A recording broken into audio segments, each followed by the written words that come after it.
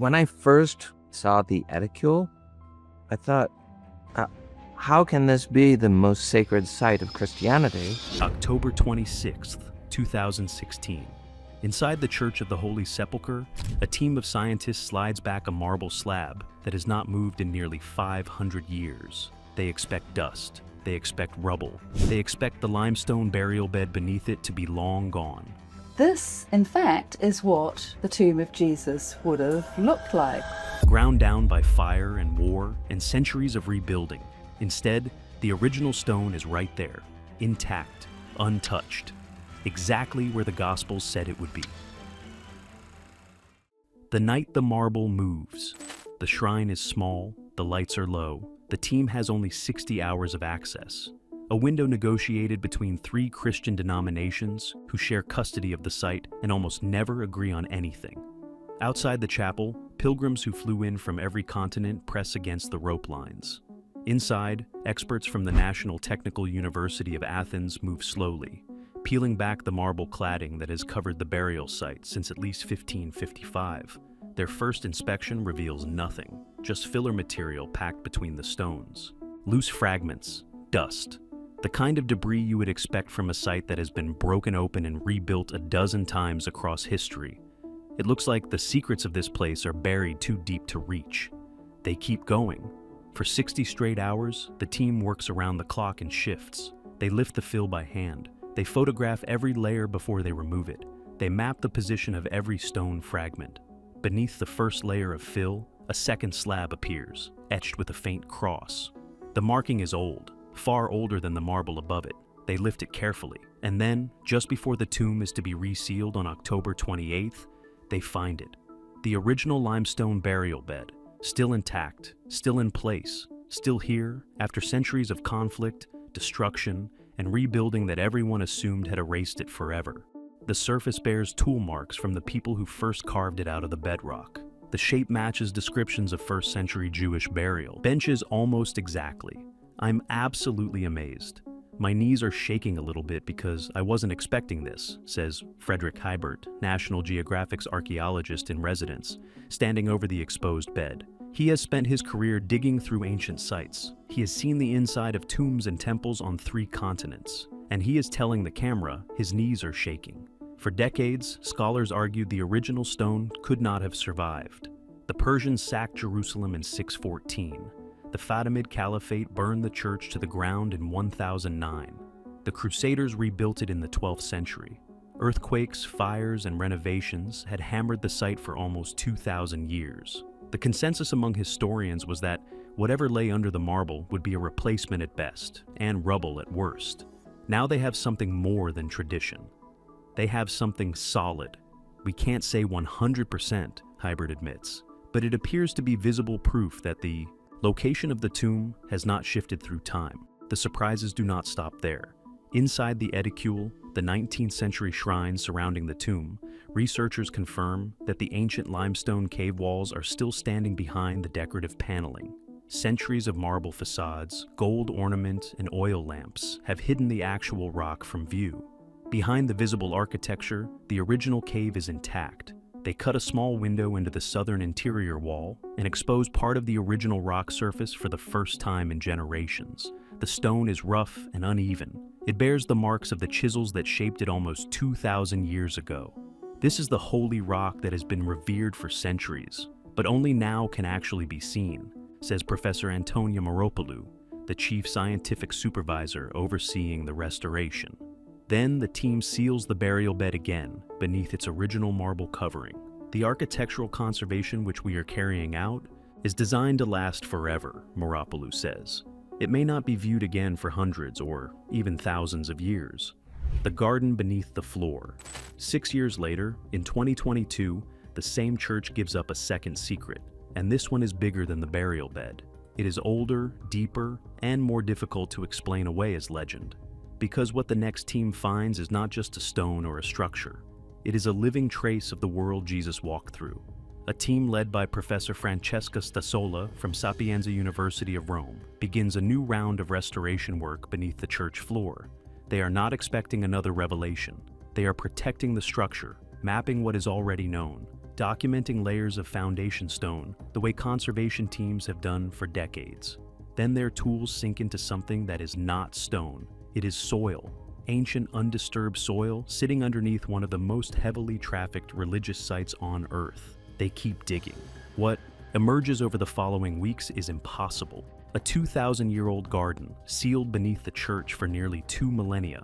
Olive trees, grapevines, native plants that flourished in this region during the lifetime of Jesus. The soil has preserved seeds, olive pits, and grape pits in such remarkable condition that the garden looks frozen in time. The pits still hold their shape. The seeds are intact enough to be analyzed in a lab.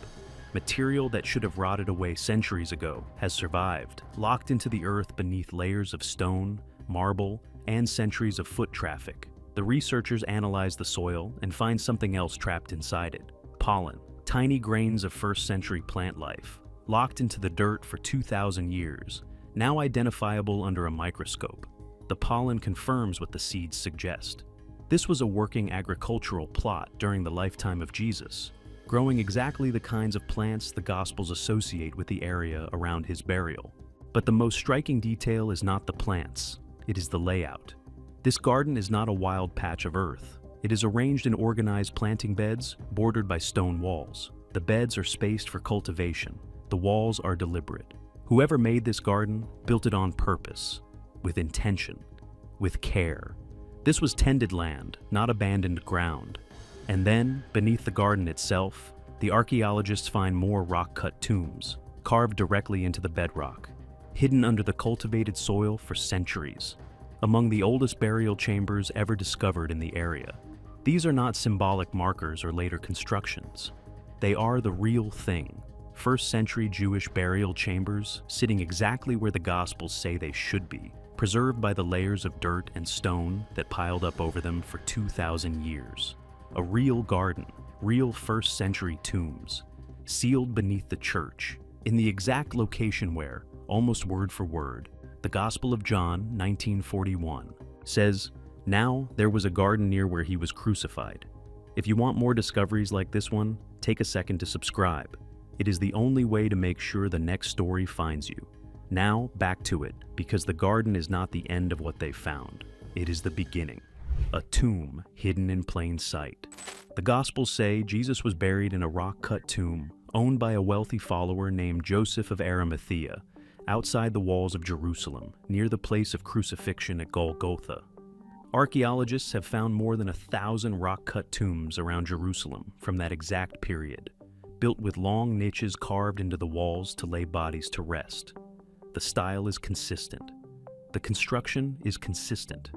Every detail matches what the Gospel writers described, and they described it with the kind of accuracy that suggests they actually knew what a first-century Jewish burial looked like. This is exactly how wealthy Jews buried their dead during that period, explains archaeologist Jody Magnus, a National Geographic grantee. While it doesn't prove the Gospel account as a historical fact, it does suggest that whoever wrote those stories knew the customs and burial traditions of that era. There is one more detail that matters. Jewish law forbade burials inside the city walls. The Gospels place Jesus' tomb outside Jerusalem, on land that was used for graves and gardens, but not for living. But within a few years of the crucifixion, the city expanded, and the new walls swallowed Golgotha and the tomb whole. A burial ground that was once on the outskirts of Jerusalem suddenly sat in the middle of it. The site that should have been outside the city was now inside it, and the early Christian community, watching all of this happen in real time, knew exactly which patch of ground had moved from outside to inside. Constantine's men were guided to the site in 325 AD by tracking a Roman temple Hadrian had built over it. Beneath the temple, they uncovered a rock-cut tomb. The Fatimid Caliphate destroyed the church built around it in 1009, and it was rebuilt in the mid-11th century. 20th century excavations inside the church confirmed all of it. The remains of Hadrian's temple sat exactly where the historical records said they would. Parts of Constantine's original 4th century structure were still in place beneath the later rebuilds. An ancient limestone quarry used to source stone in the centuries before the crucifixion had been carved out of the same hillside, and at least 6 additional rock-cut tombs from the same period were identified in the immediate area. Some of them are still visible to visitors today. The picture they paint together is unmistakable. This was a working Jewish burial ground in the 1st century, exactly the kind of place the Gospels describe. The presence of other tombs from the same period is significant archaeological evidence, Magnus says. What they reveal is that this area was, indeed, a Jewish cemetery outside the walls of Jerusalem during the time of Jesus. Dan Bayhat, former city archaeologist of Jerusalem, puts it more bluntly. We may not be absolutely certain that the site of the Holy Sepulchre Church is the location of Jesus' burial, he says, but we certainly have no other site that can present a claim nearly as strong, and we truly have no reason to reject the authenticity of the site. 6. Confirmations buried beneath the stone. The garden discovery does not stand alone. When researchers line up what was found beneath the church against the gospel accounts, 6 separate confirmations emerge. 6 pieces of physical evidence that match the biblical description of Jesus' burial site point by point. The first is location. John 19:20 places the crucifixion and burial outside Jerusalem's city walls. The garden and tombs uncovered beneath the church sit exactly where they should, outside the boundaries of the ancient city as they stood in the 1st century. Not approximately, precisely. Modern mapping of the original wall lines confirms it. The site is on the correct side of the boundary, in the kind of ground that would have been used for burials before the city expanded around it. The second is the design of the tombs. They are not communal graves or roughly cut hollows. They are newly carved rock-cut chambers, built in the style reserved for wealthy individuals during the Second Temple period. The walls are squared. The niches are deliberate. The craftsmanship requires skilled labor and money. Matthew 27:60 describes Joseph of Arimathea, a wealthy man, offering his own unused tomb for Jesus' burial. The tombs match, not just in location, but in social class. The third is the construction method. Mark 15:46 says the tomb was cut directly out of the rock. The chambers beneath the garden are not natural caves repurposed for burial. They are intentionally carved from solid bedrock, shaped by skilled hands, prepared with care. The chisel marks are still visible in the stone. They match the description exactly, and they match the construction style of other elite 1st century tombs found throughout the region. The fourth is accessibility. The Gospels emphasize that the burial happens fast because the Sabbath is approaching. Matthew 27:57-60 and Mark 15:42-47 both stress the urgency. For a hurried burial, the tomb has to be close to the crucifixion site. There is no time to transport a body across the city. The garden, just outside the city walls, sits exactly where a fast burial would need it to be, within walking distance of Golgotha, on the correct side of the boundary, in a cultivated area that would have been familiar and accessible to anyone who knew the land. The fifth is the plant life itself.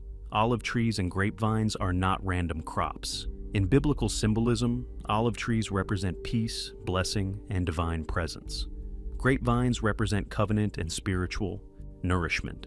These plants run through the entire New Testament as theological signatures. They are the plants John would have expected in a sacred garden.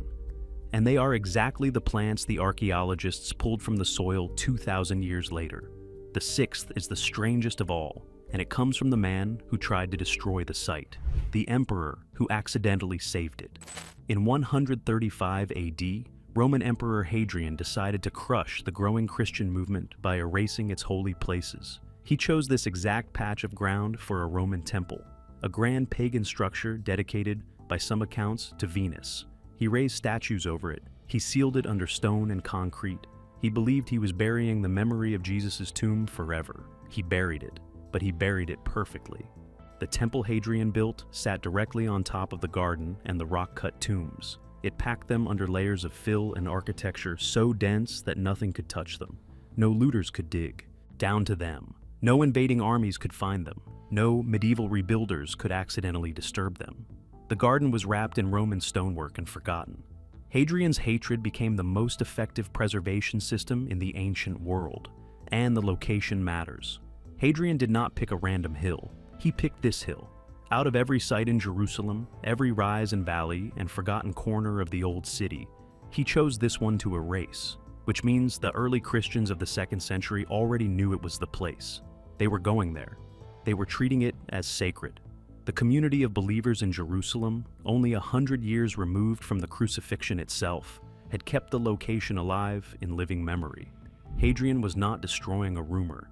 He was attacking a memory so persistent that an emperor of Rome decided it had to be wiped out. He failed.